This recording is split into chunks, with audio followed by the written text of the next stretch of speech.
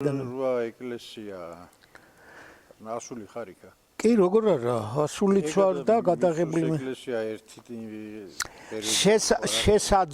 შესაძლოა იყოს ერთი პერიოდის.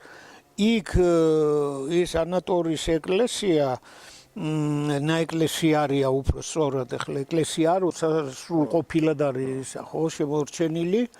ნანგრევია, მაგრამ ამ ნანგრევში არის სანათლავის, რაშიც ბავშვებს ნათლავდნენ, არის ასევე ჯვრის აღსამართავი ბაზა. ეს ორივე არქიტექტურული დეტალი გამოჭრილი და გამოთლილი არის შირიმის ქვისგან. და ყველაზე საინტერესო ამ შემთხვევაში არის ის ბაზა, რომელშიც ამოღებულია შუა ნაწილში, ზედა ნაწილში არის ოთხკუთხედი ის არის ფოსო, რომელშიც სიდგმებოდა ჯვარი. და აი ეს ორნამენტირებულია რა ეს ბაზა, ზუსტი ზომების ვერ გეტყვი მე, მაგრამ დაახლოებით აი მაგიდის სიმაღლისა არის, შეიძლება ოდნავ დაბალი, ოთხკუთხედი არის.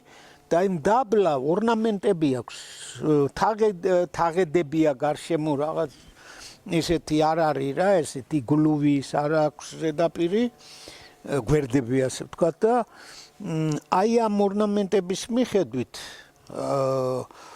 კახა წერეთელი იყო ჩვენი ექსპედიციის წევრი, ჟინვალის არქეოლოგიური ექსპედიციის წევრი, რომელიც სწავლობდა აღმოსავლეთ საქართველოს ქრისტიანულ ხუროთმოძღვრებას და მათ შორის ფშავის ტერიტორიაზე არსებულ ეკლესიებს და ხევსურეთში ერთადერთი ეკლესია იყო მაშინ აღმოჩენილი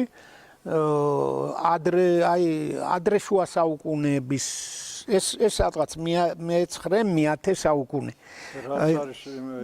და ხო და ეგ მე-19 საუკუნის 70-80-იან წლებში არის.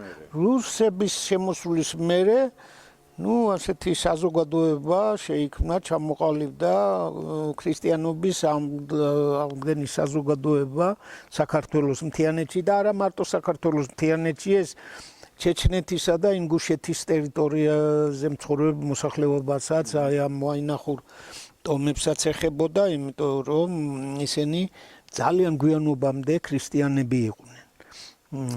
და იქ რაც შეეხება მიუვალი ადგილია და იმიტომ გადარჩა როგორც ჩანს. კედლები საკმაოდ მაღალია ამ ანატორში და ითვლება რომ ეს მე-9-10 საუკუნის ნაეკლესიარი არის. არ შეიძლებოდა, აი წარმოუდგენელია რომ ხევსურეთის სხვა ტერიტორიაზეც არ ყოფილიყო ეკლესიები.